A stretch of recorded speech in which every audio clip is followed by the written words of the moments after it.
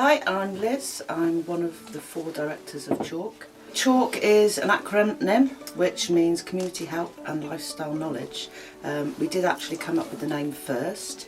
We liked it because of the furniture that we do, and we use a lot of chalk-based paints. We wanted to, follow on with that theme, and we kind of, as the idea for the business evolved, we found an acronym which fitted that, which also fitted the ethos of the business. Okay, fantastic. You're saying we. Can you tell us a bit about your team? Yeah, well, we all worked together previously in a shop that I owned around the corner, and we'd been there 3 years altogether.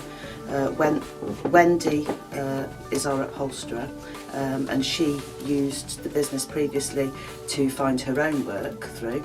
Gemma was selling vintage clothing at the shop, and Marcia was a crafter. So they all had space within my shop to sell. But we then came together as equal directors to start up CHALK. And that's where you are at the moment. How long have you been together as CHALK?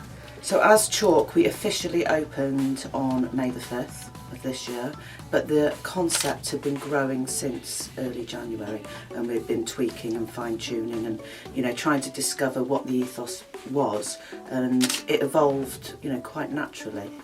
So about 3 months you've been trading. Trading 3 months. Oh, okay. But it evolved naturally from you all working together as. Yeah, we were at a point of being in the business for 3 years. We were in a location in Oswestry, which is a difficult place to sell from, and it was more of a case of how does the business, which was called Established, move forward.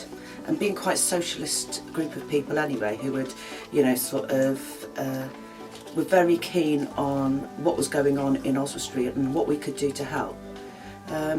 That's how the business evolved. That was the starting point. And also the kinds of people we were meeting in Established. We found out there was a lot of needy people that needed a lot more than what the services, either the council or government-led services, were able to provide. There were so many people slipping through the net. So we felt we had practical ability to help these people without all the officialdom.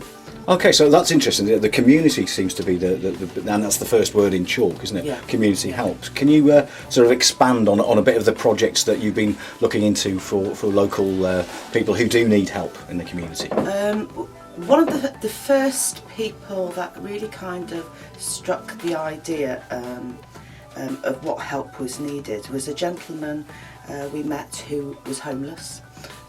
He'd been not from this country, but he'd come over to a job, lost the job, he didn't qualify for benefits, he had no money at all, he was applying for job after job after job. He finally got housed and was then told that there was charity available to provide furniture for him. So he approached the charity and said he needed a bed, and they said they had a really good bed, which was £100, but because of his situation he had a reduction of 30%. And he said, I've got no money. And they said, but it's a really good value. You get a brand new bed for £70. And he said, but I've got no money. And this was furniture which had been donated already by the local community, but he couldn't access it. And what we were finding is we had access to lots and lots of furniture which people didn't want, and they were quite happy to pass it on to free.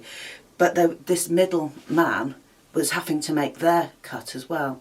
So we thought we could do both. We could provide free furniture to people who need. When they don't need it anymore, they can give it back and we can pass it on to somebody else. So that became the core of what we're doing. It's free stuff for people who've got nothing, and you don't have to prove you've got nothing. You don't have to fill in loads of forms if you've got nothing. You just need to come and say, I need something. It's been given to us for free. We're just passing it back to the people who need it.